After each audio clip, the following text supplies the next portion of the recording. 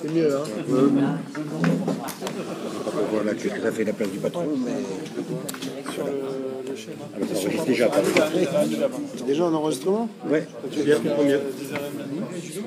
C'était notre très cher ami Patrick. Il n'y a pas de Cohen, tu peux partir. Hein? Tiens bien la batterie. 25%. Pas beaucoup, hein? C'est le cas? Tu vois, ils en ont tout, alors il a du roi alors. 25 fois, je t'ai dit. T'as pas dit ma mère, non, t'as pas envoyé un message avec ça? Ah, il m'avait dit, mais après, t'as eu mon frère, mec. C'est bien les bêtes là? Bah, quand est-ce que toi tu le bien?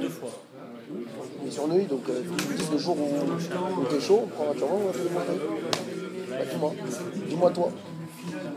Et ça charge le téléphone. Le jour où tu veux, tu m'appelles et on y va. Ouais. On n'a pas nos Covid. Ça va, ouais, c'est sûr que ça va partir mal.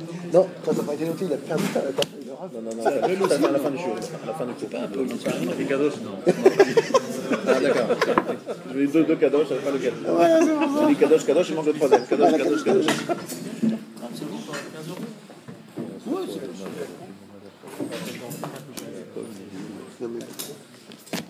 Voilà, Chazak ou bravo d'être venus nombreux ce soir pour commencer un cycle court. Je dis court parce que je vais faire des choses très rassemblées pour essayer d'être efficace sans rentrer dans trop de détails. Alors on va juste, pour le mode opératoire, on va travailler un petit peu différemment que Kriyat Shema. On a pris un peu de, on va dire, un peu d'expérience. Je préfère qu'on fasse de la façon suivante. Donc notre ami Laurent va enregistrer ce que je dis, c'est-à-dire il va l'écrire. Je vais le corriger rapidement parce que, et puis après il vous le diffusera par mail, comme ça vous pourrez réviser par écrit ce que j'ai dit par mail. Bezrat Hashem, voilà.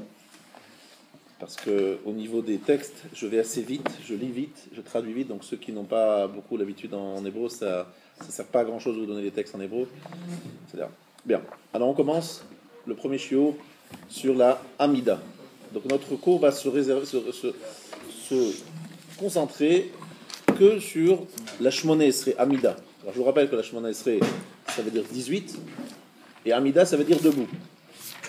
Alors pourquoi Amida, debout, pourquoi 18? Déjà il faut savoir de quoi on parle, parce que à plusieurs reprises dans la Torah, et on parle d'Abraham, on le dit souvent, que Vayamod Ifnei Hashem, il s'est tenu debout devant Hashem. Bamakom Asher Amad Sham. À différentes reprises, le texte utilise le mot Amida pour parler d'une prière, lorsqu'il est debout devant Hashem. Et deuxième chose, la Shmoneh Esrei 18, en fait il y a 19 bénédictions, vous le savez. Au départ il y en avait 18, il y en a une 19e qui a été rajoutée plus tard par le Beddin de Rabban Gamliel.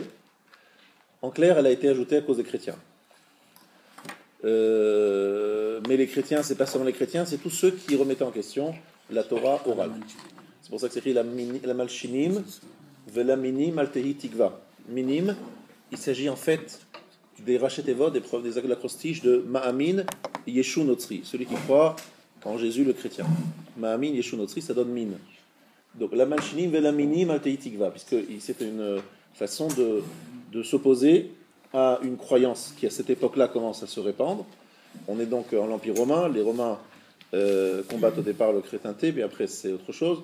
Bref, je ne vais pas revenir sur l'histoire chrétienne, c'est pas le sujet aujourd'hui, mais simplement les sages se rendent compte qu'il y a un risque, qu'il y a un danger, et donc ils instaurent une bénédiction qui vient rappeler aux gens l'obligation de fidélité, non pas seulement à la Torah écrite, mais également à la Torah orale, la Torah orale étant écrite dans la Mishnah et dans la Gemara. Je vous rappelle que la Mishnah c'est moins 200 à plus 200, et la Gemara c'est plus 200 à plus 500. Donc c'est la période au départ de l'Empire romain. À cette époque-là, les chrétiens apparaissent, et il y a un danger. Donc c'est la 19e bénédiction. 18, puis après 19. Donc c'est resté Shmoneh Esrei, c'est resté 18. Bien. Alors, j'ai insisté sur le terme Amida, être debout, parce que je voulais vous enseigner une halakha, on pourrait dire une halakha, enseignée par le Rav Chaim de Brisk. Le Rav Chaim de Brisk a écrit un fameux livre sur le Rambam, C'était repris par beaucoup de commentateurs qui dit la chose suivante, pardon, il faut, avant de commencer la Hamida, se mettre en condition. Peu de gens savent qu'en dehors de la traduction de chaque mot, il faut également avoir à l'esprit ce que nous sommes en train de faire, c'est-à-dire d'être debout devant Hachem. Donc, premier conseil que je vous donne, très pratique, vous dites, avant de dire Baruch Ata Hashem Gaal Israël, avant de dire Baruch Ata Hashem Gaal Israël, vous allez comprendre tout de suite pourquoi, vous pensez, je vais commencer la Hamida.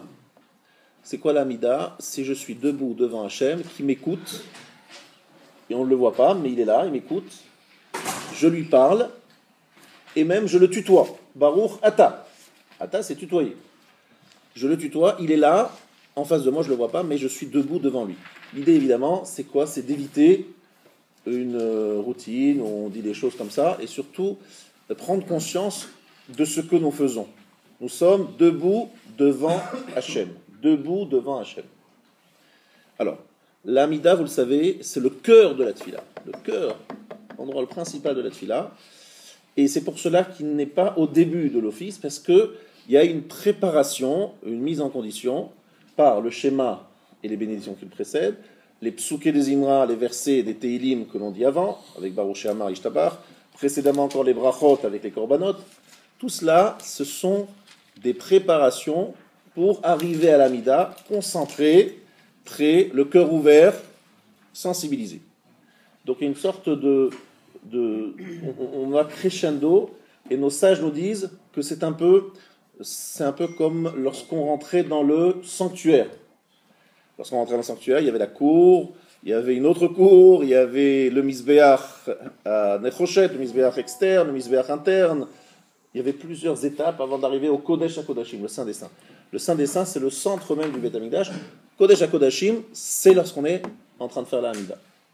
On est devant le Kodesh HaKodashim. Nos Chachamim nous disent dans la Gemara Brachot qu'il faut s'imaginer qu'on est devant le Kodesh HaKodashim, devant le Saint des Saints, dans le Saint des Saints, face au Aaron, face à la Shekhinah, ni plus ni moins.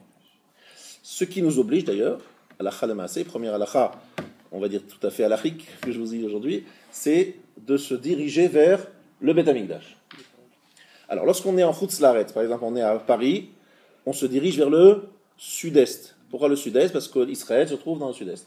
Si je suis à Jérusalem, je ne me dirige pas vers le sud-est, ni vers le sud, ni vers l'est. Vers où je me dirige? Ben, ça dépend où je suis à Jérusalem. Est-ce que je suis Jérusalem-Est, Jérusalem-Ouest, Sud, Nord? Où je me trouve? Je dois me diriger vers le Beth Amikdash, le Har HaBayit. Je suis à Ashdod, je dois me diriger vers Jérusalem. C'est-à-dire que lorsqu'on est à Jérusalem, on se dirige vers le mont du Temple. Lorsqu'on est ailleurs, on se dirige vers Jérusalem. Et lorsqu'on est en dehors d'Israël, on se dirige vers Israël. C'est clair? Ça, c'est la halakha, parce que on doit s'imaginer qu'on est dans le Kodesh HaKodashim, qu'on est au met dans le Kodesh HaKodashim, qu'on est en face de la Shekhinah, face à la Shekhinah. Est-ce que c'est clair? Voilà. Ça, c'est très important de bien le noter et de bien le rappeler. Avant de commencer l'Amida, je suis dans une mise en condition. Avant de dire Baruch Ata Hashem Gaal Israël. Pourquoi? Parce qu'une fois que j'ai dit Baruch Ata Hashem Gaal Israël, il y a une urgence de commencer l'Amida parce qu'il faut être masmir, Geoula, Litfila. Il faut juxtaposer Gaal Israël à la Tefila. Absolument interdit de couper, de s'arrêter, d'attendre. Il faut tout de suite enchaîner. Je dis Baruch Ata Hashem Gaal Israël, je dis tout de suite après Adonai Sefatay Tiftach, Ufi Yagi Teilatera, sans attendre. Assour d'attendre. Pourquoi? Parce que c'est comme si, dit nos Chachamim, on avait tapé à la porte de quelqu'un. Vous toquez à la porte, la personne ouvre la porte et vous partez. C'est honteux, vous l'avez sollicité, vous l'avez appelé. Lorsqu'on fait les brachot du schéma, en particulier la dernière beracha du schéma qui précède l'Amida, c'est comme si on disait à Kadosh Baruch Hu, viens, parce qu'on parle de sa grandeur, des miracles d'Égypte, on rappelle sa grandeur, donc quelque part on se rapproche de lui. C'est comme s'il venait à la porte, il ouvrait la porte et puis on n'est plus là. Donc il faut y aller direct, il faut tout de suite enchaîner. Jusque-là c'est clair, Rabotai. Voilà. Donc avant de dire Baruch Ata Hashem Gaal Israël, vous essayez de réfléchir, qu'est-ce que je fais? Si vous avez déjà dit Baruch Ata Hashem Gaal Israël, vous dites Hashem Sevatay Tiftach, lentement, en essayant de penser à ce que je vous dis. Ou bien, lorsque vous avez déjà commencé Baruch Ata Hashem, vous essayez de vous dire, attendez, je vais aller très doucement, Baruch Ata Hashem, mais en même temps, je vais penser que je suis devant Hashem. Attention, je suis debout devant Hashem. Ensuite, évidemment, vous le savez, on l'a répété ici de très très nombreuses fois, la première beracha de la Hamida se fait très lentement. Très lentement. Et il faut être extrêmement concentré. Pourquoi ? Parce que si on a eu la kavana, si on a été concentré sur la première bénédiction jusqu'à Magan Avraham, même si après je rêve jusqu'à la fin, j'ai dit jusqu'à Magan Avraham, concentré, et après je rêve, c'est validé. Par contre, si je rêve avant d'avoir dit Magan Avraham, je n'ai pas pensé, ce n'est pas validé, et il faudrait recommencer. Mais je ne recommence pas, pourquoi ? Parce que les rabbanim ont dit, si tu n'as pas pensé la première fois, tu risques de ne pas penser la deuxième fois, et tu vas dire des bénédictions en vain. Donc c'est en fait par désespoir que les sages nous disent, ne recommencez pas. Mais c'est pas parce que normalement, on est censé avoir la kavana jusqu'à Magan Avraham. Donc attention, peu importe la vitesse qu'empruntent vos minyanim, vous ne lâchez pas prise sur Baruch Hatash, jusqu'à Baruch Hatash Magan Avraham. Vous avez une traduction mot à mot. Avant de dire chaque mot, vous attendez. Qu'est-ce que vous allez dire ? Baruch, ça veut dire quoi Baruch ? Qu'est-ce que ça veut dire Ata ? Qu'est-ce que ça veut dire Hachem ? Même traduction simple, sans kavanot, sans pensée du Harizal et du Kabbalah, c'est pas notre niveau. La traduction mot à mot de ce que vous allez dire, lentement. Ça prend beaucoup de temps. Mais j'irai vite après. Pas de problème. Vite, en disant chaque mot. On est bien d'accord. Vite, c'est pas de dire chaque mot. Moi, je suis impressionné, très impressionné par la vitesse avec laquelle certaines personnes arrivent à descendre la Hamida, sachant que des fois, je les entends lire un texte, ils ont beaucoup de mal à dire chaque mot lorsqu'ils le disent à voix haute, et lorsqu'ils disent à voix basse, bizarrement, d'une façon tout à fait mystérieuse, ils arrivent à dire chaque mot distinctement à vitesse grand V, ce qui n'est plus le cas lorsqu'ils sont obligés de le dire à voix haute. Je n'ai pas d'explication là-dessus, je ne sais pas si vous en avez une, moi j'en ai pas trouvé. Donc, je vous demande d'être, non pas de passer 3 heures dans l'Amida, mais au moins de dire chaque mot distinctement. En tout cas, jusqu'à Magan Avraham, il faut investir du temps. Donc, si on n'a pas eu cette kavana dans la première bracha, ouais. Est-ce qu'on n'est pas quitte du tout ou est-ce qu'on est quitte mais d'un niveau inférieur ? Alors, comme j'ai vu dans les Chachamim qu'ils disent, même si on n'a pas eu la kavana sur la première bracha, il ne faut pas pour ça qu'il faut se dire, bon, c'est perdu pour perdu, je vais massacrer la suite. Parce que sans doute, il y a une valeur au reste s'il est fait avec kavana, mais en vérité, nos rabbins disent qu'il faudrait refaire. Il faudrait refaire, mais on ne peut pas refaire pour les raisons que j'ai expliquées. Donc il faut rester concentré sur le reste. C'est quand même un plus. Mais le niveau est totalement différent entre jusqu'à Magan Avraham avec Havana. C'est une vraie validation. Sinon, c'est un pis-aller, voilà. Tu n'as pas la possibilité de revenir, donc tu es honnête, un cas de force majeure, tu ne peux plus. Mais en quelque part, on te reprochera. Mais pourquoi il n'a pas pris son temps ? Mais qu'est-ce que c'est ce TGV ? Il n'est pas pressé. Jusqu'à Magan Avraham, c'est pas grand-chose. En plus, regardez comme c'est magnifique. Dans la tfila, il n'y a que 3 passages où il faut être concentré, et sans cela, il faut recommencer. Que 3. Poteach et yadecha ou masbiya lechol chai ratzon dans le hashri. Sinon, on recommence au moins à partir de Poteach. C'est pas validé. Il faut relire la traduction de Poteach et yadecha ou masbiya lechol chai ratzon. Il faut recommencer à partir de Poteach et yadecha si on n'a pas pensé. Le premier passouk du schéma avec Baruch Shem Kevod Malchuto L'Olam. Ça fait donc 3 phrases, maintenant on est à 3 phrases, Poter et Yadecha, Shema Israël, Baruch Shem, on est à 3 phrases, et jusqu'à Magan Avraham, depuis le début de la Midah jusqu'à Magan Avraham, donc on n'est vraiment pas dans quelque chose d'impossible à faire, c'est à la portée de tout le monde. Vous voyez, comme les Chachamim, ils sont compréhensifs de Monsieur Tout-le-Monde. Ils comprennent, on a tous des soucis, on a du mal à se concentrer. Ils nous ont demandé 3 phrases, non, on a dit 3 phrases avant la Hamida, et la Hamida, c'est bon, vous savez très bien ce que c'est quelques lignes, c'est pas grand-chose. Donc c'est tout. Après, le reste, c'est validé, même si on n'a pas la Kavana. Alors, c'est pas pour ça qu'il faudrait penser à rien pour le reste, mais disons que ça y est, c'est validé. Le reste n'est pas validé, il faudrait recommencer. Le schéma, il faut recommencer si on n'a pas eu la Kavana. Sur les 2 premières phrases. Oui. Pour revenir à la smicha de la Géoula, quand c'est Mincha ou Arvit, alors voilà, Mincha Arvit, c'est pas la même chose. Mincha, il n'y a pas de din de smicha, il n'y a pas d'obligation de juxtaposition, puisque on dit Ashré, et juste après on passe à la Hamida. Et Arvit, c'est important de juxtaposer, mais on sait très bien que dans le cas où tu arrives en retard, à Arvit, tu commences la Hamida tout de suite avec le Kahal, et après la Hamida que tu auras fait avec le Kahal, tu reprends les brachot du schéma, avec le schéma, tu fais à l'envers. La Hamida et les brachot du schéma et le schéma après. Ah, mais je ne vais pas pouvoir juxtaposer la fin de Ashkivenu avec le début de l'Amida. Qu'à cela ne tienne, c'est validé au moins l'Amida. La question, c'est quand on est Béachid, est-ce qu'il y a même urgence comme ça à coller les deux? Il y a une urgence, pas autant, pas du tout autant, mais il y a une urgence. Rabbi Yochanan dans Brachot, il dit clairement qu'il faut être Masmir, Geoula, même si Ashkivenu comme faisant partie de la prière, c'est pas considéré comme une coupure entre Gal Israël et l'Amida. Et pour Mincha, est-ce qu'on prend... Mechila. Mincha, je dis qu'il n'y a pas de... Est-ce qu'on prend Oui, on prend l'Amida tout de suite au début. Alors, si vous n'avez pas le temps de dire le Hachré, il faut commencer l'Amida directement. Si vous dites un Hachré rapide, c'est aussi possible de dire le Hachré rapide et de commencer l'Amida après. Oui. Dans le premier bracha, on ne dit pas qu'elle va jusqu'à El Kadosh, les trois premiers brachot qui sont à Kadosh Baruch Hu, là vous arrêtez à Magen Abraham. Ce qu'on dit pour la Kavana. Oui, est-ce que... On va jusqu'à El Kadosh.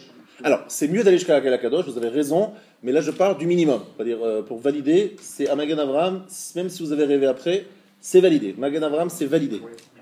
C'est mieux évidemment de penser jusqu'à la Kadosh, c'est même d'ailleurs mieux de penser jusqu'à la fin. Mais jusqu'à la Kadosh, c'est particulièrement important. Deuxième partie plus importante après Magen Avraham, c'est quoi? Voilà, Modim Anachnu Lach, vous savez, Modim qui se trouve à la fin, l'avant-dernière bénédiction, Modim qui est longue, dans laquelle on ajoute Purim et Chanukah. Ce Modim aussi, c'est deuxième niveau. Après Magen Avraham, Modim, dans la concentration.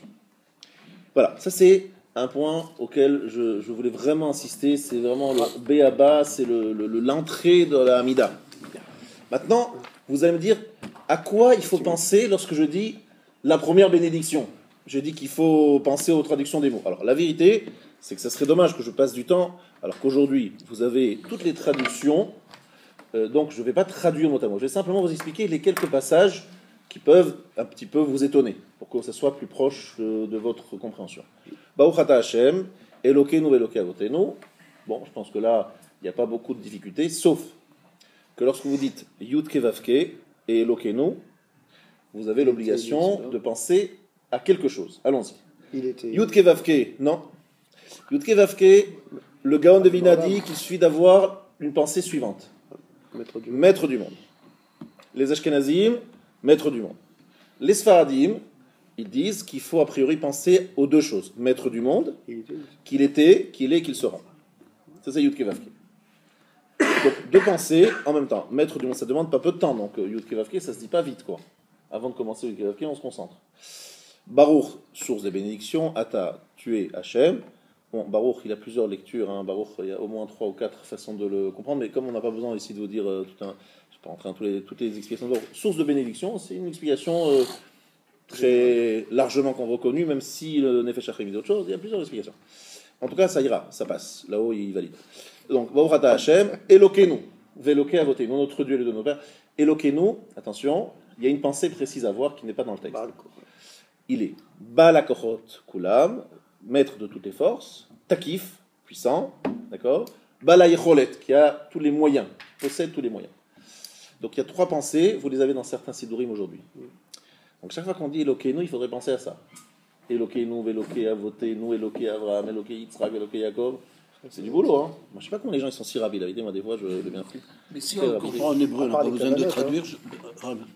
Alors, la traduction, vous l'avez sans doute dans un livre. Je vous conseille. Quelqu'un qui comprend l'hébreu. Quelqu'un qui comprend l'hébreu, il n'a pas besoin de le traduire en français ou en anglais, il se le traduit en hébreu, ça va très bien, il n'a pas besoin de le traduire. Tout de suite, il pense. Mais il faut qu'il soit concentré sur chaque mot. Il n'y a pas de mitzvah de traduire, il y a une mitzvah de comprendre chaque mot. Ensuite. C'est quoi les 3 kavanas?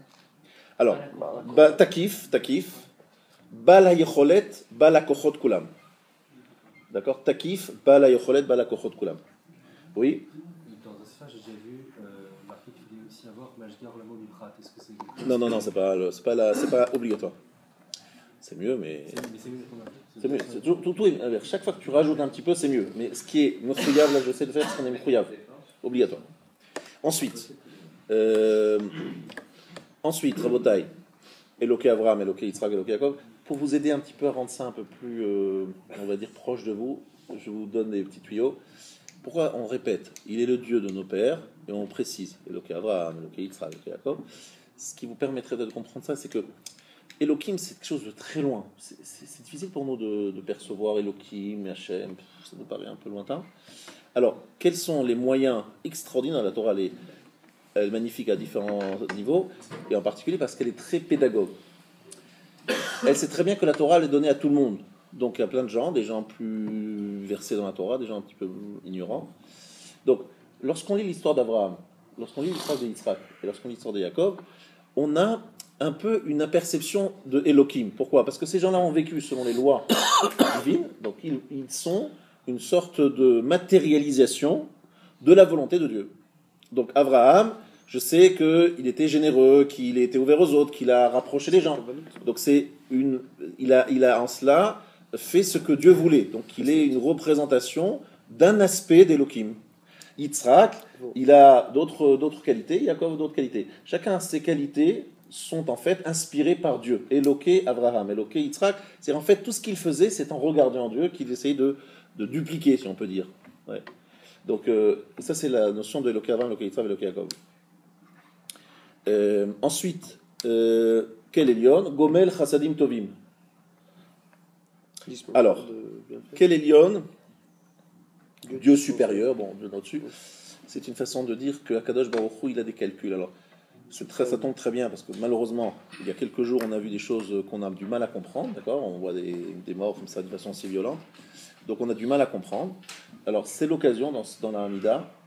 Quel Elion Gomel Chassadim Tovim Konakol. On sait qu'Akadosh Baruch Hu, il a un calcul qui nous dépasse, d'accord? Il a un projet, il veut amener le monde à quelque chose. Il a un projet, il veut amener le monde à une certaine finalité. Seulement, des fois, il y a des actions qu'il fait qui nous dépassent, on ne comprend pas. On ne sait pas ce que ça veut dire, pourquoi, qu'est-ce qui s'est passé, pourquoi celui-là, pourquoi maintenant, mais pourquoi on ne comprend pas? Parce qu'on ne voit pas la fin. Comme on ne comprend pas la fin, on ne comprend pas non plus le cheminement, c'est logique. Quel Elion Gomel Chassadim Tovim? À ce moment-là, souvent je dis, Akadosh Baruch Hu, il est au-dessus. Elion, c'est dans le sens, il nous dépasse un peu, on ne comprend pas sa façon de conduire le monde, mais je sais qu'il est Gomel Chassadim Tovim. Que tout ce qu'il fait, c'est l'effet de sa générosité. Mais je ne la comprends pas toujours. C'est une générosité qui va apparaître comme généreuse à la fin, mais qui ne paraît pas généreuse maintenant. Mais qui va apparaître. Mais je sais que c'est une générosité. L'effet de sa bonté, il est bon. Tout ce qui vient de lui ne peut être que bon. Donc, c'est bon, même si ça me dépasse. C'est Elion, c'est au-dessus. C'est Gamzou le Tova. Non, mais c'est plus que Gamzou le Tova. C'est que c'est ça la façon de faire. Il n'y avait pas d'autre façon que de faire ça. Alors nous, on ne comprend pas, mais on sait que c'est comme ça. Ça ne peut pas être autrement. J'ai confiance en lui. C'est comme un fils. Je veux dire, moi, je vois souvent ça avec les enfants. C'est très marquant. Ça vous permet de donner le chryso.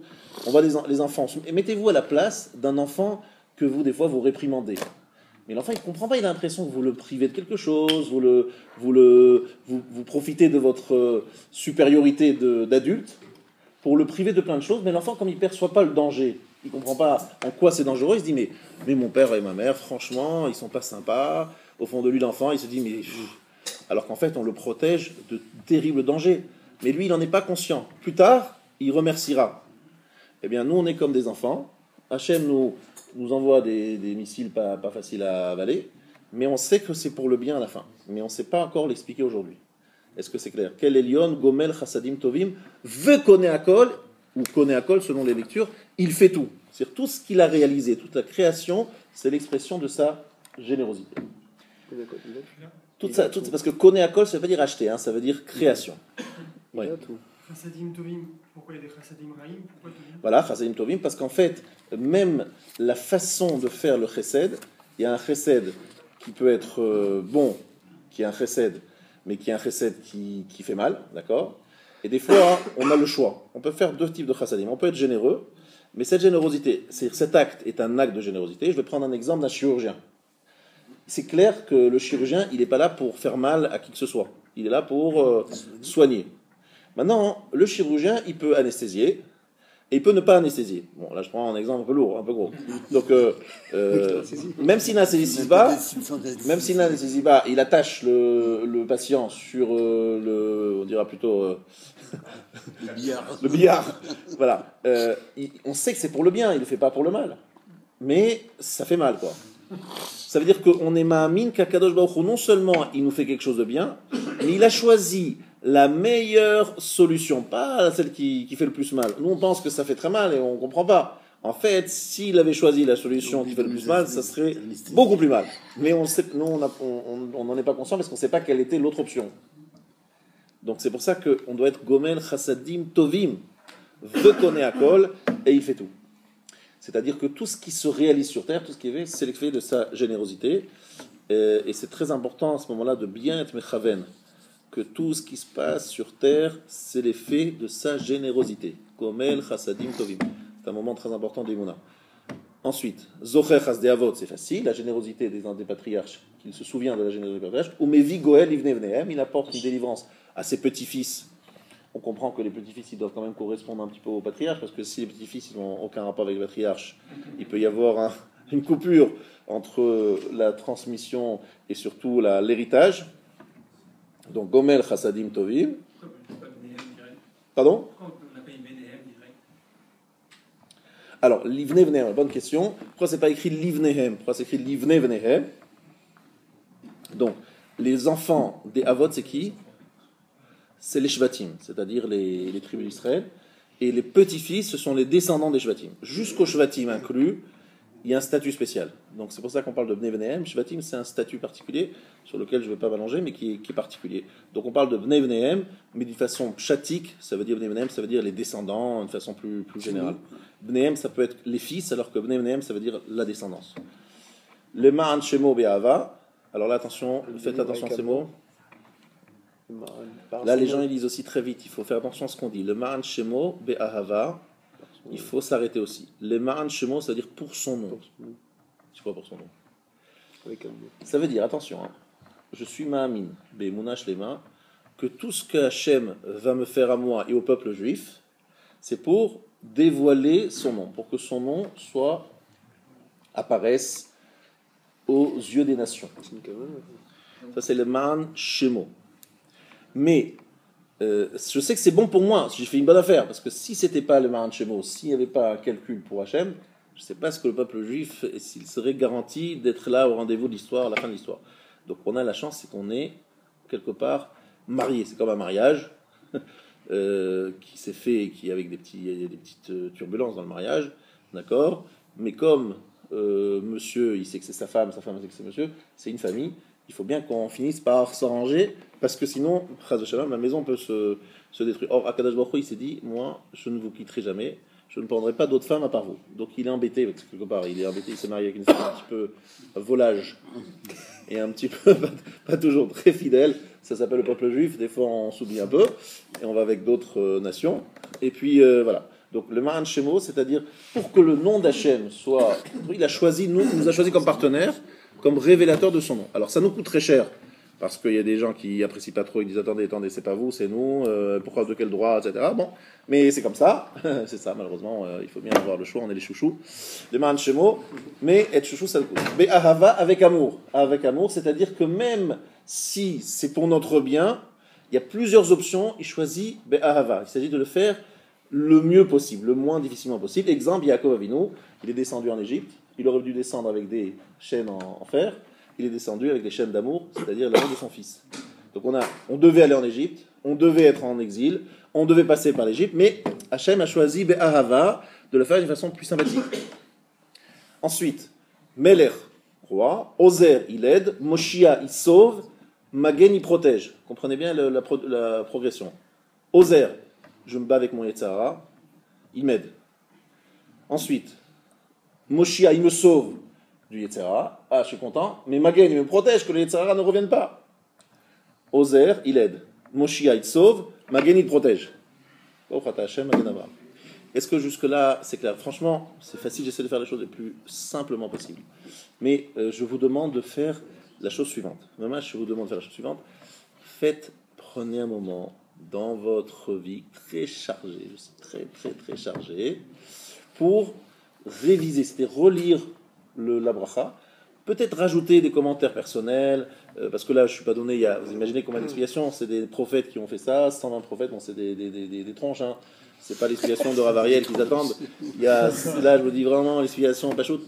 Si vous trouvez d'autres explications qui vous parlent plus, c'est mieux, j'ai pas de problème, mais au moins réfléchissez à la traduction de chaque mot, Et essayez de valider. Ne faites pas non plus n'importe quoi. Validez par. Je peux vous valider pour dire si ça rentre dans les trucs ou si c'est complètement out. L'explication que je vous ai donnée, je l'ai évidemment reçue de Rav Dessler, Ephraim Friedlander que j'ai connu, etc. Bref, c'est des explications que je lis. Voilà. Non, c'est des choses qui sont certifiées. Après, si vous voulez rajouter d'autres choses personnelles, il n'y a pas de problème, il faut juste que ça soit validé. Bien. En tout cas, faites ce travail par vous-même, c'est ça que je voudrais. D'accord ? Travaillez ça chez vous, cherchez des commentaires, cherchez des traductions, ajoutez encore une petite remarque, posez une question, répondez. Rendez la chose, saisissez-vous de la Hamida, voilà. Prenez la Hamida comme un sujet de travail. Et en plus, je ne vous demande pas toute la Hamida. Je demande quelques mots jusqu'à Magan Avraham. Qu'est-ce que j'ai déjà demandé ? Rien du tout. Je suis sûr qu'on va marcher ensemble. Jusqu'à Magan Avraham. Rav, Magan Avraham, ça veut dire quoi exactement ? Alors, bouclier d'Avraham, c'est d'accord. quoi ? Bouclier d'Avraham. Alors, c'est un mot d'abord qui est écrit dans la Torah, dans l'Ech Lecha. Mais pourquoi est-ce qu'on parle de bouclier d'Avraham ? Parce qu'Abraham, il est en danger. C'est Raphaël Bug qui m'a expliqué ça. Il m'a dit qu'Abraham, il est en danger. Pourquoi Abraham est en danger ? Parce qu'Abraham, il est Baal Chesed, il est généreux. Mais la générosité, lorsque tu vas être généreux avec tout le monde, tu risques de toi-même être influencé ou de ne pas faire ce qu'il faut avec tout le monde. Il faut un petit peu de din, il faut un peu de rigueur. C'est pour ça qu'après vient Atagibor, Yitzhak. Donc Magan Avraham, c'est protecteur d'Avraham. Il a protégé Avraham de dérives qui auraient pu être logiquement induites par son action trop généreuse, sans limite, etc. Voilà, ça veut dire Magan Avraham. C'est comme ça qu'il m'a expliqué. Maintenant, Magan Avraham, le pshat aussi, c'est qu'il a protégé Avraham face aux 4 rois qui avaient combattu les 5 rois. Aussi Magan Avraham de ce point de vue-là.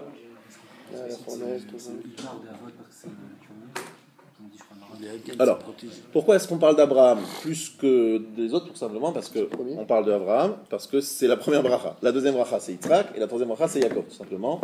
Et pourquoi est-ce qu'Abraham, c'est important ? Parce que c'est le premier à avoir donné au monde la connaissance du monothéisme. Et il représente, bon, ok, non. Ça, c'est pour l'introduction. Jusque-là, on est clair, il n'y a pas de questions. C'est bon. Alors, on y va. Maintenant, nous allons passer. Vous avez compris comment je fais pour sauver mon shiur. Une première partie, je fais plutôt des commentaires. Et deuxième partie, je fais plutôt des halachot, c'est-à-dire des règles très concrètes qui sont liées, évidemment. Alors, évidemment, on va commencer par une règle que vous avez sans doute entendu parler, c'est dans le chapitre 89 du Shulchan Aruch, c'est l'horaire des offices, l'horaire de la tfila. Alors, l'horaire de la tfila, c'est quoi l'horaire de la tfila ? Alors, on sait qu'il y a mitzvah minamufra, c'est-à-dire la mitzvah, la meilleure, c'est de le faire avec le net, le lever du soleil. Mais si c'est compliqué, on peut le faire à partir de l'aube. Maintenant, ici dans le Shulchan Aruch, c'est écrit Mishéala Muda Shachar Veheir Pene Amizrach. C'est quoi l'aube ? C'est rajouter. Heir Pene Amizrach, on va traduire comment ? Éclairer la face de l'Est, de l'Orient. Partie orientale est éclairée. C'est-à-dire que c'est pas l'aube, vous savez, il y a l'aube où il y a un tout petit lueur au fin fond de la nuit, il y a une petite lueur, c'est l'aube qui commence. Donc c'est pas l'aube, il faut savoir la calculer. Heir Pene Amizrach. Alors, en ce moment, c'est beaucoup d'actualité, parce que vous savez qu'en ce moment, le jour tarde à se lever, et qu'il faut être très vigilant, parce qu'il y a des gens qui prient Shacharit en pleine nuit, malheureusement, ils auraient dû faire vite, mais ils sont en train de faire Shacharit, parce qu'ils sont pressés pour aller au travail, je les comprends, mais ça ne justifie pas le fait de ne pas respecter les horaires. Avant l'aube, c'est sûrement pas bon, c'est sûrement une bracha en vain, c'est sûrement Arvit qu'on appelle Shacharit, donc c'est pas bon du tout. Donc en ce moment, rien qu'en ce moment, le premier horaire où on peut faire la Hamida, vous savez que c'est à peu près 7h36, je crois, 7h33 ou 7h... Voilà, à peu près après 7h30, donc c'est pas tôt. Hein. Et encore, ça c'est l'aube, d'après certains. Le Rav Ovadia Yosef lui dit, oulala, Ovadia Yosef, lui il est plus tardif. Lui il est à... c'est de 8h à peu près, je crois. 8h40... Non. Ah, à partir de l'heure de 7h50. L'aube du Rav Ovadia Yosef. C'est qu'à peu près 8h moins 10, 8h moins 5. D'après lui, avant, c'est pas non plus. Alors, à la Khalma, c'est 8h50. Merci beaucoup. Alors, on a donné exactement les horaires. Alors voilà, ce matin, donc c'est mercredi 21 janvier. Non, c'est pas bon, c'est pas le 21 janvier. 7h53, Shema Rav Ovadia. Voilà. 7h53. 7h53, selon le Rav Ovadia, donc ça veut dire 8h moins 7 minutes, 7 minutes avant 8h. Selon le Rav Ovadia, c'est l'aube. Ça veut dire que avant cela, c'est la nuit. Donc si c'est la nuit, c'est Arvit, c'est pas Shacharit. Mais en France, et pas seulement en France, on respecte un autre horaire qui est celui, on dit celui de Rav Posen. Rav Posen, c'est pas Rav Posen qui l'a inventé, c'est il a juste rapporté l'avis de Géonim, et eux c'est c'est 7h31. 7h31. C'est semaine filaire. Non, l'aube. Ah, c'est 6h59 le premier. Et donc vous avez une différence de 54 minutes entre le calcul de l'aube selon un avis et le deuxième avis 54 minutes après. Donc ça c'est Alot HaShachar qui n'est pas l'idéal pour faire la tefila parce que pourquoi? Parce qu'il faut faire le schéma avant. Et le schéma pour le faire, il faut attendre Mishiakir qu'il reconnaisse, comme on l'a vu juste avant, son ami à une distance de 4 coudées, de 4 amot. En clair, c'est à quelle heure en ce moment? On va demander à notre consultant en horaire. Rav Ovadia ou... Non, l'autre. Schéma de Fili, 7h31.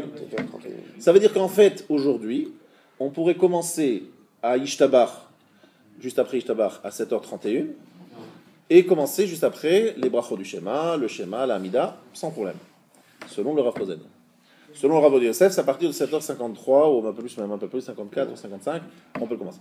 Alors, ces deux avis, on peut très bien s'appuyer sur le premier, il y a sur qui s'appuyer, Vadaï ou Vadaï. Est-ce que c'est clair pour tout le monde?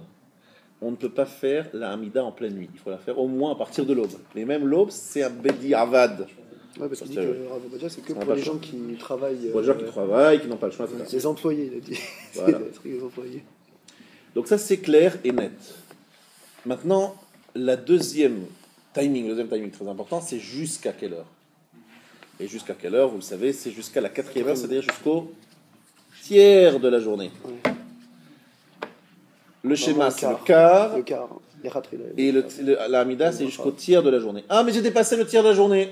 Je suis arrivé Shabbat matin, très tard, dans un office qui commence très tard. Jusqu'à quand je peux Bedi Arvad, Shacharit?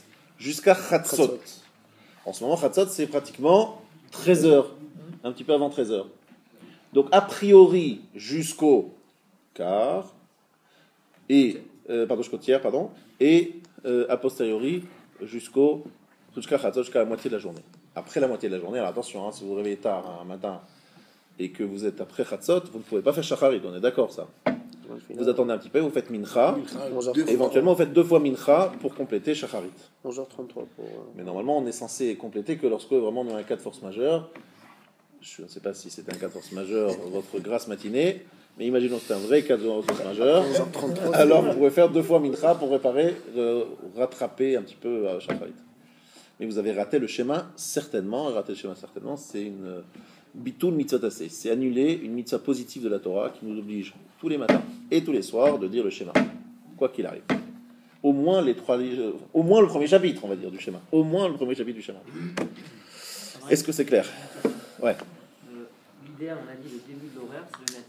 Maintenant, si on prie avant le net, mais après Alot HaShachar, bien sûr, ou après le net, les deux sont a priori, mais en niveau de qualité, finalement, qu'est-ce qu'on pourrait mettre en premier, deuxième, troisième? Alors, premier, juste au net. Deuxième, après le net. Troisième, après l'aube. Vous avez compris? Dans l'ordre. D'abord, juste au moment du lever du soleil. Ça, c'est le meilleur. Deuxième, après le lever du soleil. Même beaucoup plus tard. Avant la fin, 2 tiers de la journée. Troisième niveau, avant le lever du soleil, bien avant, donc après l'aube. Par contre, si c'est grave, mais c'est la Hamida qu'on doit arriver au net, ça. Il a commencé à parler vers là. Bon, après, si c'est après l'aube, avec Sibo, et si c'est après net, sans Sibo. Ouais, alors après, il y a des cas particuliers où il faut calculer, voilà. Parce qu'ici, il faut calculer, il faut peser le pour et le contre. C'est que si je fais la tefila plus tard, je vais rater ceci, je vais rater cela, c'est sur le compte. Alors là, on va rentrer dans beaucoup de considérations qui sont assez longues et complexes. Je ne pense pas le traiter devant le public. Je préfère qu'on reste sur des choses plus simples. Si tu veux, après le cours, je réponds à ta question. Effectivement, il y a des fois des shikulim, c'est-à-dire il faut peser le pour et le contre. Des fois, il faut se dire, moi par exemple, je sais que le Rouv, Rothenberg, Zichrono Livracha, il poussait ses élèves à faire la tefila avant le net, dans le but de leur permettre d'étudier, parce que les gens qui allaient travailler, ça leur permettait d'étudier après l'office. Par contre, si on faisait l'office plus tard, à Paris en janvier, ils n'étudiaient pas du tout. parce que venir avant l'office, c'est les grandes tzadikim qui viennent à venir avant l'office, mais si on fait l'office par exemple à 7h30 en plein hiver, ça laisse peut-être des fois un quart d'heure, une demi-heure pour étudier après. Il disait ça vaut plus la peine de prier Bediavan entre guillemets avant le lever du soleil, dans le but de permettre à des gens d'étudier après. Donc après, il y a des calculs à faire, il y a du shalom bayit, il y a des problèmes des fois avec des rendez-vous entre guillemets du travail, il y a des fois une mitzvah chesed, il y a des fois un acte de générosité à faire qui se fait le matin tôt. Il y a plein où il faut chaque fois mesurer qu'est-ce qui vaut plus, etc. Tu as raison, mais là on est dans une question très large. Oui. Même pour le plein temps. Même pour le plein temps. Pas simplement pour des vallées bâties. Tu confirmes que Rav Rottenman disait ça, même pour des gens qui sont plein temps. Et Rav Sharvit me disait toujours, nous, de tout autre côté, on essayait de faire plus tard. Ils arrivaient du mal à le faire, à suivre le parole de semaine, mais je sais, il a dit ça. Le Limud Torah passe avant. Oui. Si on se retrouve après Khatzot, en force majeure, voilà. On va revenir dans l'après-midi, et on doit mettre notre filine, parce qu'on n'a pas pu mettre notre filine. Exactement, ouais, très bien. Est-ce qu'on doit obligatoirement refaire le schéma alors qu'on n'est plus dans le zman du schéma? Alors on a l'habitude, lorsqu'on met les tefilines, de relire le schéma. Ça n'a aucune valeur par rapport au schéma, parce qu'on est après l'horaire, mais on le fait parce que dans le schéma est cité la mitzvah des tefilines, donc on a l'habitude de le faire. C'est pas une obligation, si quelqu'un ne veut pas le faire, n'a pas le temps de le faire, il veut juste le temps, voilà, mettre les tefilines et les enlever. Juste le temps de mettre les tefilines et les enlever. Il faut qu'il mette les tefilines et les enlève, même s'il n'a pas le temps de lire le schéma, s'il n'a pas le temps de lire quoi que ce soit. Comme font des fois les Lubavitch, ils vous mettent à beaucoup de gens des tefilines rapidement.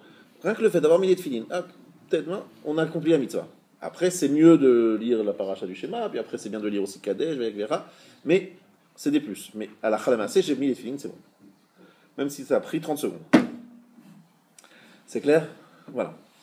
Donc ça, c'était très rapidement les horaires. Il y a des cas particuliers. Et ça, je ne vais pas en parler maintenant, parce que ça serait très complexe. Après, il y a le fameux problème d'être makdim shalom. D'aller dire shalom à quelqu'un avant l'office.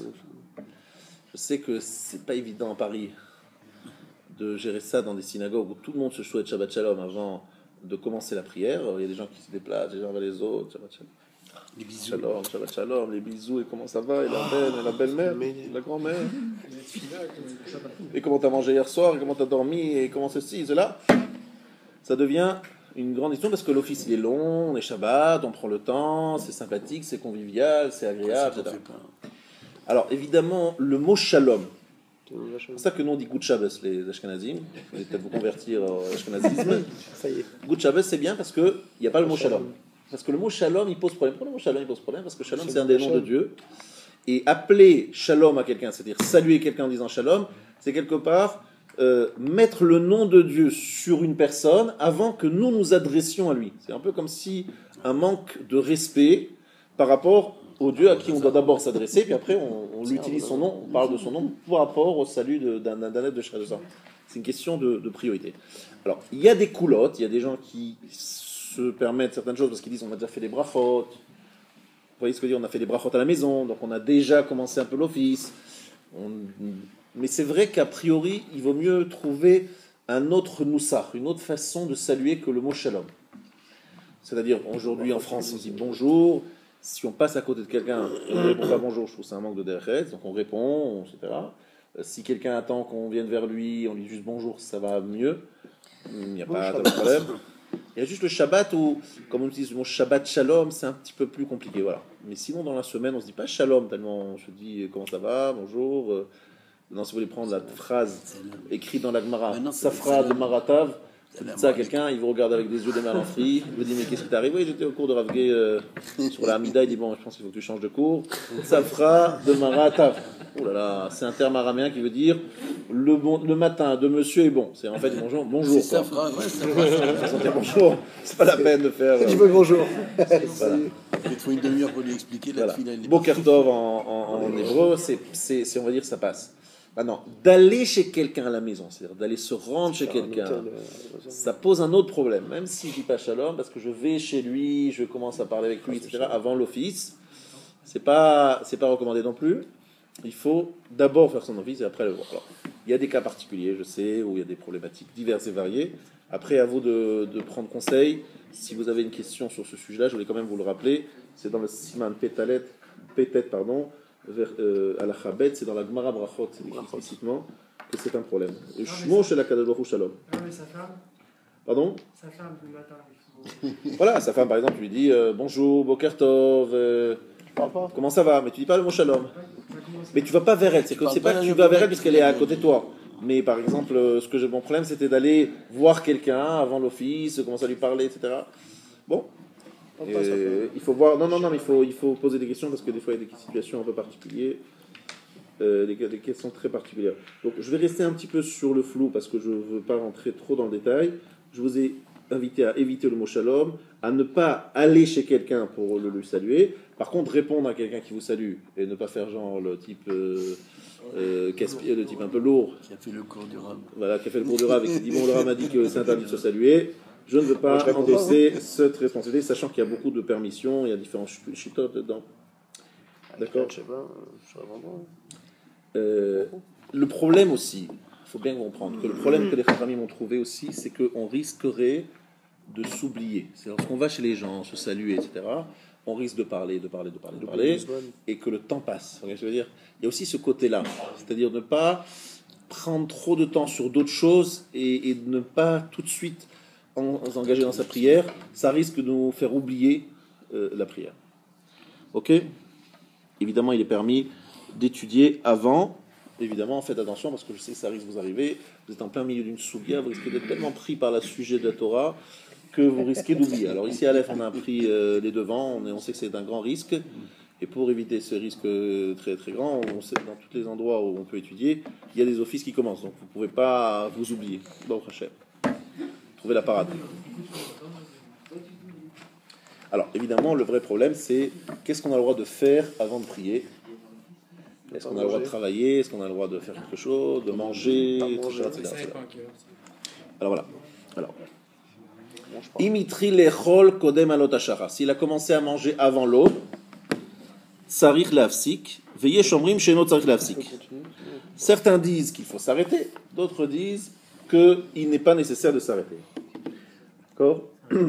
S'arrêter, ça veut dire quoi? Ça veut dire, il est en train de manger. D'arrêter de manger. Il a commencé à manger avant l'heure de Shema, avant l'heure de la Hamida. Il est avant l'aube. En ce moment, c'est tout à fait plausible. Donc, il a commencé à manger à 6h30. Et puis, il mange. L'aube arrive. Mais l'office, il est encore loin. L'aube, il est encore... il y a du temps. Ou bien, il va dans un minyan qui commence à 10h, Shabbat matin. Et il commence à manger. Alors, là, c'est un peu différent. Parce que, avant l'aube, on ne peut pas dire que c'est un problème de commencer à manger, à part selon la Kabbalah. La Kabbalah dit, une fois qu'on se réveille le matin, on ne peut pas manger. Parce qu'une fois qu'on a dormi, on ne peut même pas boire un verre d'eau. Donc je ne sais pas si vous êtes faisons selon les halakha, selon la Kabbalah. Je ne sais pas, je ne crois pas. Parce que je pense que la plupart des gens ici prennent au moins un café ou un thé, quelque chose, etc. Donc je vous rassure, le Shulchan Aruch autorise de prendre un café, de prendre un thé, etc. Mais de prendre à manger, c'est-à-dire prendre un gâteau, prendre une tartine, quoi que ce soit, c'est assourd avant de prier. Sauf si on commence avant l'aube. Parce que l'aube, c'est l'heure où ça commence. Avant l'aube, ça n'a pas commencé. Donc on ne peut pas dire que c'est l'heure de la prière. Donc la question maintenant, j'ai commencé, est-ce qu'il faut que je m'arrête? Lorsque l'aube arrive. Voilà. Alors, a priori, il vaut mieux, mais attention, il y a deux avis dans le Shulchan Aruch. Tsarich lafsik, veillez shomrim sheno tsarich lafsik. Certains disent que oui, d'autres disent que non. Alors, les Acharonim, dit le Mishnah Moura, ont été possèdés comme Svara Harishona, qu'il faut s'arrêter, d'accord? Mais, encore une fois, a priori, il vaut mieux s'arrêter. On va dire comme ça. Donc il n'y a pas de problème de s'arrêter, quoi.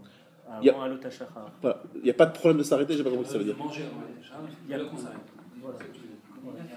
Il n'y a pas de problème de commencer à manger si on va s'arrêter. Ouais. Avant. Voilà. À part d'après la Kabbalah qui est extrêmement violente. Quand il y a des bazins, quand il y a le jeûne du 10 Tevet. Voilà. On autorise de manger avant le jeûne. Bah oui. Voilà. Sauf que le Rav Yosef, il n'est pas très content. Il cite souvent. Non, le Tnaï, il faut faire un Tnaï, ça c'est sûr, mais il cite souvent la Kabbalah qui interdit. Et il dit des fois, lorsque les gens prennent sur un jeûne facultatif, il s'ajoute un jeûne par exemple, il dit c'est une bêtise. D'un côté, vous rajoutez un jeûne, c'est bien, Mais de l'autre, vous mangez avant de prier, c'est pas bien. Donc vous gagnez d'un côté et vous perdez de l'autre. Est-ce que vous êtes vraiment gagnant à la fin? Pas évident. Parce que d'un côté vous avez jeûné, de l'autre côté vous avez mangé avant la tefila. Donc il n'est pas sûr qu'on ait gagné. Si on n'est pas bien pour prier. Voilà. Alors maintenant, si quelqu'un a des problèmes de santé, il est faible, il n'est pas bien, il prend ça uniquement et pas pour se faire un kiff, mais pour se donner des forces, des médicaments, des choses qui lui donnent une force parce que vraiment il n'est pas en forme, ça c'est autre chose. Ça s'appelle refoua. C'est-à-dire il est là pour se guérir. Alors on n'a pas dans le sens d'une maladie grave, mais se donner des forces pour prier. Donc en fait, il se prépare à la prière, il va pour prier. L'interdit, c'est quoi? C'est qu'il se pense d'abord à son ventre avant de penser à son créateur. Mais lorsque je mange, c'est pour mon créateur que je mange. Un jour, j'ai vu Rav Issachar Meir Zichrono Livracha prendre un repas pentaguélique avant la tefila. Je lui dis, Rav, alors, le pauvre. Mais énorme, quoi, un truc énorme. Il me dit, la vérité, j'ai pas le choix. Il m'a dit tout de suite, il avait un problème de diabète. Je suis obligé de prendre certains. Voilà, obligé de manger avant. Il m'a dit c'est impossible que je peux pas. C'est refoua, mamache. Et la refoua, il faut dire qu'il faut que je mange des quantités. C'est pas stam. Donc il y a aucun problème. On était bien allé après le Hamoud HaShachar. Pourquoi? Parce que c'est vraiment pour une question de santé. Et je crois qu'il devait prendre aussi des médicaments. Les médicaments, je crois qu'on peut pas les prendre. Par défaut, on peut pas prendre les médicaments à jeun. Il faut manger d'abord. Quelqu'un qui a des problèmes de santé, il n'y a aucun souci, il peut manger avant. D'accord? Si c'est refoua. Maintenant, il y a des gens, c'est pas une question de santé, c'est qu'ils se sentent vraiment, mais aucune force. Et ils sont sûrs qu'ils ne prennent que ce qu'il faut pour se donner des forces, pas plus. Ils sont pas là en train de se faire un grand kiff, machin, de prendre encore et encore. D'accord? Dans ce cas-là, c'est aussi permis, si c'est le Shem Shamaim, pour se donner des forces. Le café. Le café, par exemple, il y a des gens qui ne peuvent même pas imaginer faire une fila sans café. Même Shabbat, vous parlez, même Shabbat, la semaine, etc. Ils ont besoin de café pour prendre des forces. Un café au lait, certains. Certains prennent même du miel dans du thé, d'autres ils prennent des trucs, des machins. Mais tout ça, c'est le Shem Shamaim pour prier comme il faut. Si vraiment c'est le Shem Shamaim pour prier comme il faut, moutar. Si c'est pour se faire un kiff, assour. Ou alors avant le Shachar. Avant l'Hamoud HaShachar, c'est différent, évidemment. On dit, quand on dit avant le Shachar, c'est avant une demi-heure avant le Shachar, c'est avant le Shachar. Non, avant l'aube. Là, il dit avant l'aube. Maintenant, si quelqu'un est kové à Souda, parce que nous, les gens en général, on fait une kilut Souda, donc on. Avant, il dit Dimitri l'echol kodem al HaShachar. On y va entre Khatsisha, on en parlera la deuxième fois. Alors, Mincha Yarvit, il y a aussi un problème à Mincha Yarvit. Les gens ne font pas en général attention à ça. La question est la suivante. Puisqu'on est en train de parler de l'oubli, de manger avant de prier, etc., il demande, c'est l'heure d'Arvit, la nuit est tombée, et puis je rentre à la maison, il y a un super repas qui m'attend. Est-ce que je peux m'asseoir à ce repas et y aller, je m'éclate, et puis après je ferai Arvit? Vous savez, souvent je ferai Arvit après, c'est mal terminé, très très mal terminé. Ça touche en bois. On commence par d'ailleurs une bonne intention, on se dit on va prendre des forces pour faire Arvit après, mais après, c'est pas qu'on a pris des forces, on a pris des kilos en plus, et on a du mal à se lever, on a tout juste la force pour se mettre sur le lit. Non, le canapé, c'est la première étape. La somnolence s'installe. La deuxième étape, c'est le lit. Et le lendemain matin, aïe, j'ai complètement oublié le schéma. Qu'est-ce que j'ai mangé, etc. Donc, vu que nos Chachamim connaissent la nature humaine, qui n'a pas changé, je vous rassure, depuis 2000 ans, 3000 ans, ils savent que, attention, avant de commencer un repas que vous voulez prendre avant de faire vite, qu'est-ce que vous avez? Deux possibilités, deux options. Le chômeur, un gardien. Aujourd'hui, le chômeur s'appelle iPhone ou iPad ou je ne sais quoi. Les enfants ne sont pas du tout... on ne peut pas se payer dessus eux, à part s'ils ont 12 ou 13 ans. Un chômeur qui ne mange pas avec nous. C'est quoi un chômeur? C'est quelqu'un qui va nous rappeler, tu n'as pas fait vite. Si c'est ma femme qui mange avec moi, si c'est mes enfants qui mangent avec moi, c'est pas bon. Si c'est mon ami qui mange avec moi, c'est pas bon. Qu'est-ce que j'ai aujourd'hui comme système chômeur? J'ai le réveil matin. Ah, il ne faut pas le mettre le matin, le réveil. Il faut mettre un réveil à 22h, 21h après le repas. Un bon réveil, pas juste un petit bruit qu'on risque de ne pas entendre. Et où, qu'est-ce qui se passe? Pourquoi j'ai mis le réveil iPhone? C'est pas à 21h, c'est pas à l'heure où je me réveille d'habitude. Je suis pas David Ameller qui me réveille à Khatzot. Pourquoi est-ce que je me réveille? C'est parce qu'il faut que je lise le schéma et Arvit. Donc ça marche selon certains avis. Certains disent que pour être tout à fait tranquille, pas se mettre dans le stress, d'abord la etc., Torah, et après on fait d'abord le schéma, au moins le schéma, 3 paragraphes, en disant si j'oublie, au moins que ce soit pour la mitzvah. Et si j'oublie pas, je le ferai après le repas. Comme ça, au moins, on est tranquille, on a fait le schéma. On n'a pas oublié. Donc on fait, avant de faire Netila, le schéma, avec le Tnaï, la condition, si j'oublie, que ça soit considéré comme la mitzvah du schéma. Si j'oublie pas, que je ferai plus tard le schéma. Et ainsi, on est tranquille, mais on met toujours un petit chômeur pour nous rappeler, éventuellement. Tout cela, nos Chachamim l'ont écrit dans la Gemara explicitement, que chez l'Omar Adam, un homme ne doit pas, à l'époque ça se passait comme ça, il rentrait des chambres, et il y avait un grand Yetzer Hara. Est-ce que je rentre d'abord chez moi, ou je vais d'abord à la synagogue? D'accord? Donc les Chachamim me disent, s'il vous plaît messieurs, vous rentrez du travail, allez d'abord à la synagogue, vous faites mincha, arvit, un peu limoud, etc. Et après, vous rentrez chez vous. Parce que si vous rentrez chez vous d'abord et vous dites, je vais ressortir, je vais faire ci, je vais faire ça, Shema Yomar, peut-être qu'il dira, Ochal Kima, je vais manger un peu, Eshte Kima, je vais dormir, Shan Kima, je vais dormir un petit peu, prendre un peu de force. Les Chachamim ont vu, mais Soukan, à tel point que là-bas dans la Gemara, on parle de Chiyuv Mita. On dit que c'est Chiyuv Mita et des choses terribles. Parce qu'il n'a pas respecté la Xéra, vous savez, la barrière. C'est un vrai exemple de la barrière des Chachamim. Ils ont dit, la Torah nous demande de lire le schéma. Elle nous donne toute la nuit, la Torah. Arvit peut faire toute la nuit. Donc qu'est-ce qu'ils viennent les Chachamim m'embêter là? Attendez, ça va, j'ai envie de prendre des forces, j'ai envie de manger avec ma femme, elle m'attend. Elle m'a appelé, elle a dit, alors, où tu es? Ariel, je t'attends, ça va, le plat est cuit. Ah non, je vais faire Arvit à l'office, je fais ceci, oh là là, j'arrive, elle est en sang dessus-dessous, elle est m'en veut, toi cramé, je t'ai attendu toute la journée, il n'y a pas de problème, catastrophe.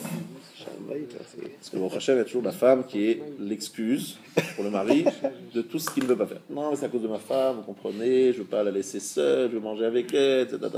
Des fois c'est vrai, des fois c'est pas vrai. Donc les Chachamim connaissaient ce principe, ils ont dit, attention, on vous connaît, ils font Geder, une protection, une barrière protectrice. Ça fait partie de la fameuse Geder des Chachamim. Donc attention à ça, avant de vous asseoir, Arvi. Deuxième chose, je fais un mariage. Souvent dans un mariage, les gens disent, bon, on fera Arvit un peu plus tard, hein. On fera Arvit plus tard, on fera Arvit plus tard, hop, on part, notre femme dit, ah, j'en peux plus, bon, ça va. C'est parti, il n'y a pas Arvit, il y a pas machin, t'arrives à la maison, t'as oublié, machin, hop, le mariage est passé, Arvit est passé, hop, toi oublié. On a fait un bon repas, on a juste oublié Arvit. Je vous montre toutes les situations possibles. Maintenant, il y a Mincha. Mincha, c'est un peu plus compliqué, parce que Mincha, surtout en ce moment, c'est chaud, hein, c'est chaud. En ce moment, vous commencez Mincha 13h20, et vous devez le terminer avant 13h15, 17h15. Donc c'est pas beaucoup, et c'est en plein les horaires un peu chauds. Hein, Alors, est-ce que j'ai le droit de manger à ce moment-là? Ça dépend.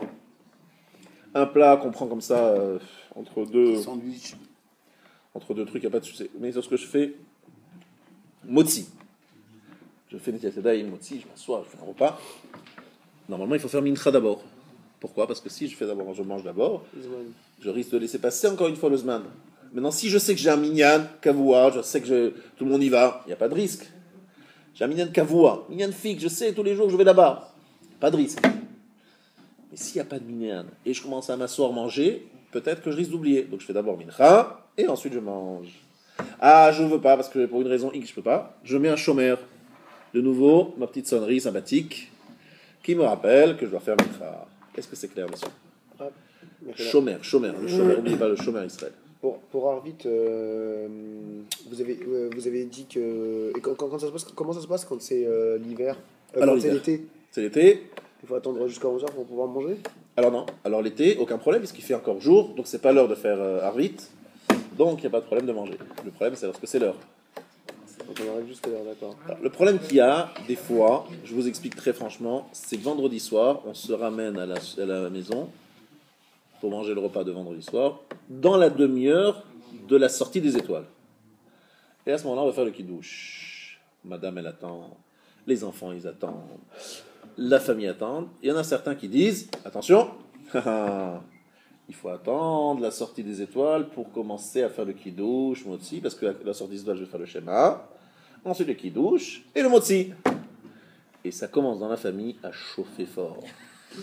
Elle dit déjà je t'attends, j'ai faim, les enfants sont fatigués, je n'en peux plus de ta religion insupportable. Alors, j'ai trouvé un Mishnah Berurah sympathique qui dit deux choses.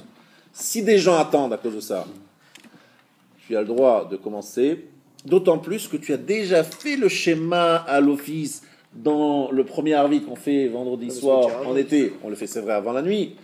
Mais on peut s'appuyer dessus pour ne pas avoir à attendre la sortie des étoiles pour commencer par le schéma, puis après Kiddush et Chalot. Parce que la vérité entre nous, ça vous est jamais arrivé un vendredi soir d'oublier de relire le schéma?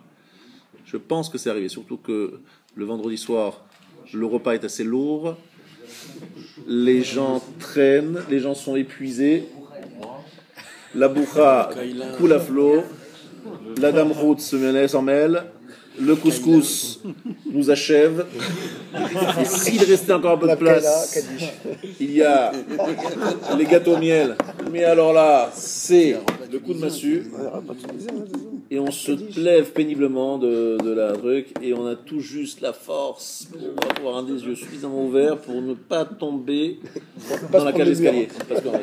Voilà. Pas se manger le mur en fait. Vous imaginez, On est Shabbat. voilà. Donc, je vous conseille de faire le schéma au milieu du repas et de ne pas attendre à la fin. C'est pas une obligation. L'obligation de lire le schéma commence juste au moment où vous voulez faire le Birkat Hamazon. Parce que Birkat Hamazon se présente, vous avez fini de manger. Donc vous allez faire une mitzvah. Donc faites d'abord le Kriyat Shema, ensuite le Birkat Hamazon. Comme ça, peut-être qu'on aura sauvé les meubles. Mais si vous attendez, dites bon, je vais faire ça juste avant de dormir, etc. Ouh là la catastrophe. Kriyat Shema avant Birkat Hamazon. Kriyat Shema avant Birkat Hamazon, c'est l'idéal. Si vous avez fait l'oublier, vous faites après. Ça, c'est que les pieds. L'été, le problème se pose en été. Voilà, exactement, en été. Donc, on fait, excusez, pour résumer, on fait l'office à la synagogue. L'office à la synagogue. Vous faites Kiddush quand vous arrivez. Après, à la tombée de la nuit, on fait. À la tombée, vous faites le schéma. Si vous avez oublié, ou vous ne l'avez pas fait pour une raison X, vous le faites avant Birkat Hamazon. Si vous avez oublié de le faire avant Birkat Hamazon, vous le faites après Birkat Hamazon. En tout cas, avant d'aller vous coucher, parce que si vous faites, vous allez vous coucher, catastrophe. D'accord, messieurs, c'est que c'est pas facile, hein, ça demande un petit peu de savoir. Franchement, c'est pas très long de lire le schéma, ça dure juste 10 minutes, n'est-ce pas? 10 minutes? Non, c'est beaucoup 10 minutes. Un peu long quoi. D'accord, un peu moins. Mais là, quand vous parliez de manger d'abord pour Arvit, c'était Voilà. motzi. Si on mange par exemple, enfin, voilà, on mange, je sais pas, vite fait, comme Voilà. ça. C'est Bon, ce qu'on mange vite fait, ça s'appelle pas une séouda. Hein. Ce qu'on mange vite fait, par exemple, vous avez des fois dans des azazgir, on fait un petit bracha par-ci, un petit bracha par-là. L'apéritif que certains prennent, vous savez, les gens d'origine d'Afrique du Nord, ils aiment bien prendre un petit apéritif avant de commencer le repas, etc. Ça s'appelle un repas. Le repas, c'est motzi. Le repas, c'est motzi. D'accord? Il n'y a pas. Ça s'appelle ça. Voilà, c'est ça. Un repas, un vrai repas lourd, sans pain. Un poisson. Voilà, une Poisson, viande. vas-y, la suite. Non, mais. Pommes de terre. Attends, t'as Viande, oublié les viande, salades légumes, avant. viande, légumes sans pain. Alors, le maasé, c'est ce qu'on appelle une séouda. La takana des chachamim, c'était par rapport à un repas, et un repas, ça s'appelle faire motzi. Maintenant, si tu sais que lorsque tu t'assois à manger, tu risques de t'oublier, de dormir, etc., tu es aussi responsable. Tu dois comprendre que tu dois adapter. Mais la halakha stricte, c'est avant de commencer un repas. Et un repas, c'est toujours avec motzi. C'est vrai qu'aujourd'hui, de plus en plus, on fait des repas sans motzi. Parce que Mechidar, aujourd'hui, par exemple, 9h, on a fait Arvit, mais il y a beaucoup de gens, à mon avis, qui ont mangé avant de venir faire le Arvit. Avant de faire Arvit. Mais ils savaient qu'ils avaient un meilleur Arvit Kavoua. Ils partent tous les soirs à Arvit. Et s'ils n'ont pas ce Kavoua, ils mettent un réveil. D'accord. Ou bien ils lisent le schéma avant et ils mettent le réveil. Est-ce que c'est clair, messieurs? Jusqu'à présent, nous avançons. Baruch Hashem. J'essaye de faciliter au maximum sans entrer dans trop de détails. Oui? Pour quelqu'un qui a prié, donc, par exemple aujourd'hui, Midra à 5h. Midra à 5 heures. Et chez donc Arvit dans la foulée. Voilà, vous voyez. Il doit refaire de toute façon un schéma. Le schéma, complet. on est Mais d'accord. est-ce que, une fois qu'il fait ce schéma complet, même s'il va se coucher que 1 heure, 2 heures après, il doit refaire un autre schéma complet. Exactement. Parce qu'il a fait le schéma après le coucher du soleil, c'est vrai, mais avant la sortie des étoiles. Et pour valider un schéma, certainement, il faut après la sortie des étoiles. La sortie des étoiles, c'est pas l'heure de Motzei Shabbat, c'est à peu près 8 minutes avant l'heure de Motzei Shabbat en général. Vous pouvez regarder, vous avez une colonne 7 à Kochavim, sortie des étoiles, dans tous les iPhones qui se respectent. D'accord? L'iPhone est très. Il te respecte. Pardon? Il te respecte. Normalement, ça dépend des jours. Après, c'est à Kochavim. On refait au coucher. Exactement. Ensuite, halakha suivante. Siman tzadik. On n'a pas le droit de prier sur quelque chose qui est surélevé. Quelque chose qui est en hauteur. Alit palel, lo yamod al gabe mita. Il ne faut pas être debout sur un lit. Velo al gabe kissé. On va faire la mida sur quelque chose sur une chaise. Velo al gabe safsal. Ni sur un banc. Velo al gabe makom gavoa, ni sur un endroit élevé. D'accord. Sauf si kavanato lashmia la tzibour. Si c'est un chalier tzibour qui veut se mettre un peu en hauteur pour être entendu par tous. Sinon, il ne faut pas se mettre en hauteur. Il faut se mettre au même niveau. Et même, il y a un usage ashkenaz pour le chalier tzibour de se mettre plus bas. Mima amakim, keraticha Hashem. Les profondeurs, je t'ai appelé Hashem. Vous verrez encore des synagogues en Europe de l'Est où le chalier tzibour se trouve un petit peu plus bas que toute la synagogue. C'est un usage plutôt ashkenaz. Mais le principe, c'est de ne pas se dire je vais me mettre au-dessus. Je vais vous raconter juste une histoire. J'étais avec Rav Steinman dans un grand événement et je l'ai vu hésiter à faire, il n'avait pas seulement hésité, d'ailleurs il est descendu, parce qu'il se trouvait sur une estrade. Il y avait la salle et lui il était sur l'estrade. Il a dit je préfère descendre. Alors là c'était une petite roumra quand même, parce que l'estrade c'est quand même principalement considéré comme on va dire un étage. Mais lui, il a eu peur. Il a dit, Rochelle, machin, il a décidé de redescendre. Bon. Mais pour vous dire jusqu'où ça va. C'est-à-dire, des fois, il vaut mieux, donc, en tout cas, lorsqu'on prie, ne pas être en surélevé. Il faut être au même niveau, il faut être au truc. Deux raisons. Première raison, gava. Parce que voilà, je suis au-dessus de tout le monde. Deuxième raison, c'est un problème de sécurité. C'est-à-dire de se sentir serein. Si je suis sur un endroit un petit peu dangereux, bancal, je ne serai pas concentré. Donc me mettre dans un endroit où je serai très concentré, ce qui me permet d'ouvrir un autre débat que vous avez imaginé avec votre minute. Ne faites pas la prière dans un moment ou dans un lieu où vous sentez que vous allez être complètement perturbé. Pas la peine de commencer à vous mettre dans une situation galère. Choisissez-vous un lieu et un endroit et un moment où c'est calme. Alors ça peut entraîner des problèmes, parce que par exemple vous êtes dans une maison où il y a des enfants qui sont en pleine folie. C'est l'heure de faire la Hamida vite. Vous ne pouvez pas faire parce qu'ils sont en pleine folie. Vous voulez attendre qu'ils se calment. Lorsqu'ils se calment, c'est vous qui êtes tellement calme que vous vous endormez. Donc c'est vrai qu'il y a une réflexion à mener là-dessus. Donc il faut se mettre un chômeur, il faut un rappel. Ne comptez, le principe, ne comptez pas sur votre vigilance. Parce que ne comptez pas. Vous avez le devoir de respecter la xéra des chachamim qui ont très peur. Mais d'un autre côté, vous mettez en situation, c'est qu'un enfant qui va vous toucher, va vous tirer le bas du pantalon. Il y a votre femme qui dit, vous appelle, allô, elle vous appelle de la cuisine en disant, tu viens. Il y a une autre fille qui vous dit, tu peux m'aider pour les devoirs. Et vous êtes en train de prier, et vous dites, oh là là, vous êtes là, personne ne répondait pas, et ça crie, et vous appelle, machin, et ça. Bon. En plus, l'enfant, il commence à se sentir mauvais parce qu'il vient de faire dans la couche. Et le troisième, il fait dans... C'est la catastrophe. Donc, il vaut mieux. Ce Chacham et Nav Berosho. Le Chacham, il a les yeux dans sa tête. Et le nom Chacham, il a où les yeux? Pas dans la tête, il les a dans les talons. Il voit rien, c'est-à-dire il voit pas loin. Les yeux sont à cet endroit-là pour une raison très simple, ça nous permet de voir devant, d'accord? Il y a des gens qui ont les yeux derrière la tête parce qu'ils ne comprennent pas, mais ils ont devant. Il faut regarder bien devant, c'est-à-dire être prévoyant. Prévoyant, c'est ça. Ensuite, si vous êtes employé chez quelqu'un, vous savez qu'il y a des règles très intéressantes du respect de l'employé par rapport à l'employeur. Votre temps ne vous appartient pas. Lorsque vous êtes employé par quelqu'un, pendant 1 heure par exemple, pendant 2 heures, avant chaque chose, normalement vous êtes censé demander la permission au patron. Maintenant, l'heure de mincha arrive et vous êtes employé. Comment vous faites? Si vous êtes sur un échafaudage au 50e étage sur la Défense et vous êtes en train de nettoyer une vitre au 50e étage, d'accord? Est-ce que vous devez descendre? Ça prend beaucoup de temps. Et remonter, ça va prendre beaucoup de temps. D'accord? Juste faites attention parce que vous faites 3 pas en arrière. Ça risque d'être les derniers 3 pas en arrière. Donc je vous permets. Voilà. Donc je vous rends pas tour des 3 pas en arrière. Mais simplement, 3 pas en arrière. On reste statique. C'est-à-dire, voilà, il faut faire le schéma comme ça d'abord, ça c'est mieux. Non, ce que je veux dire, c'est que lorsqu'on est employé, on n'a pas le droit de faire tout ce qu'on fait d'habitude lorsqu'on a le temps dans un office. Les Chachamim sont même allés jusqu'à demander de raccourcir, etc. C'est impressionnant. Les heures, les minutes ne m'appartiennent pas. Maintenant, si vous vous arrangez avec votre patron en disant voilà, je vais prendre tant de minutes, est-ce que tu m'autorises, c'est sur le temps de travail, etc. J'ai pas le choix. Après, si lui vous permet, il vous permet. Mais c'est une question d'honnêteté. Vous lui devez 60 minutes de travail.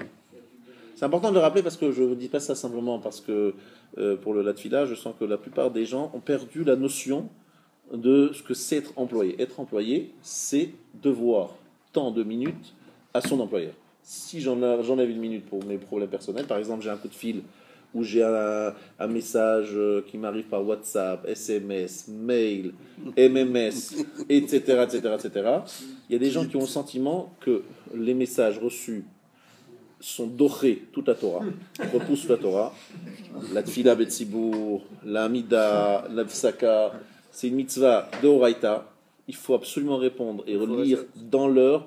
On ne sait jamais, peut-être qu'il peut y avoir une information qu'il faut que j'apprenne à la seconde maintenant. Sachez que lorsqu'on est au travail, on n'est pas censé répondre et regarder son iPhone. Son machin, il est de côté, si ce n'est pas pour le travail. Voilà. Je sais que c'est bizarre de parler de ça aujourd'hui. Sinon, c'est du vol. Ça dépend du contrat qu'on a. Ah non, ça dépend. Si par exemple le contrat, ce n'est pas sur le nombre d'heures, mais sur le résultat. Si par exemple le patron, il autorise, il n'y a aucun souci. Je parle d'un cas d'un patron qui pourrait être exigeant, dire voilà. Travail à la chaîne. Voilà. Dans les usines. Voilà. Ça perd du temps, ça perd la qualité du travail, parce qu'on se coupe, on s'arrête, on reprend, on regarde, on machin. C'est pas autorisé. Pourquoi ? Parce que, et c'est pour ça que j'insiste là-dessus, le Ben Adam Lachavero, c'est-à-dire le respect des engagements financiers envers quelqu'un, c'est aussi un enjeu, ne doit pas être moins important à nos yeux que le schéma, la Hamida, etc. Dans les deux cas, il faut être nickel. Il faut être nickel avec les hommes, nickel avec Akadosh Baruch Hu. Après, tout se négocie. Vous pouvez dire, voilà, à ce moment-là, il faut que je prie, etc. Mais il faut se négocier. Par exemple, je vois des gens qui vont absolument faire l'office avec la communauté. Si c'est sur le compte des horaires de l'employeur, c'est un problème, parce que vous allez expliquer à un employeur goy que vous avez besoin de faire minyan. Vous êtes bien gentil, mais moi, le minyan, je ne sais pas de quoi vous parlez. Non, ils ne savent pas ce que c'est le minyan. Il faut leur expliquer que c'est bon pour la boîte, si je prie, etc. Bon. Il y a des pays anglo-saxons, ça passe très bien. Il y a des pays français où ça passe pas très bien. C'est la République laïque, tout le monde est Charlie, donc ils n'ont pas un peu Charlot, ils sont pas toujours. Top. Ils ne comprennent pas l'importance de la prière. En tout cas, ils ont le droit d'exiger ce que. Alors, je termine juste la dernière phrase, si vous voulez bien. Assez étonnant, cette phrase. C'est bien d'ouvrir des portes dans une synagogue, c'est bien d'avoir des fenêtres. Ce n'est pas indispensable, mais c'est conseillé d'avoir une synagogue avec des fenêtres. Pourquoi ? En face de Jérusalem, afin de prier en face des fenêtres qui donnent sur Jérusalem. Et c'est bien qu'il y ait 12 fenêtres dans une synagogue. Alors, je sais que c'est rare de trouver cette configuration. La synagogue est cachère, je vous rassure, même si elle n'a pas 12 fenêtres, je sais vous les chercher. Ne cherchez pas, vous ne les trouvez pas. Quoique ici, on a trouvé un système pour en faire 12 maintenant. Je n'avais pas compris comment exactement, mais je vous expliquerai après. Mais voilà, c'est 4 x 3, 12, vous avez compris. Il y a 4... C'est comme les Khanou de Rav Menachem, ça, pour Shabbat. Il y a 4 x 3, 12.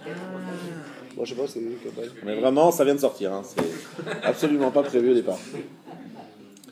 Alors, les 12 tribus d'Israël, évidemment, etc., etc. Il y a beaucoup d'autres trucs. Bon.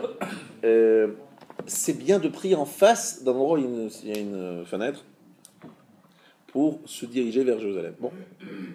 Encore une fois, ce n'est pas quelque chose qui rentre sur la synagogue non valable. Par contre, on va voir ça la prochaine fois plus en détail. Est-ce que j'ai le droit de prier dans un champ complètement ouvert ? Je suis en plein milieu de nulle part et je prie. Il n'y a rien devant moi, rien à côté de moi. A priori, on verra qu'il vaut mieux prier devant un mur, devant quelque chose qui est en arbre et non pas dans un truc de nulle part. C'est qu'on va voir Bézant Hachem en plus de détails la prochaine fois. Voilà. Ceux qui ont fait le Mifran la semaine dernière, le petit QCM, qu'il reste ici, s'il vous plaît. Ça va être chaud, hein.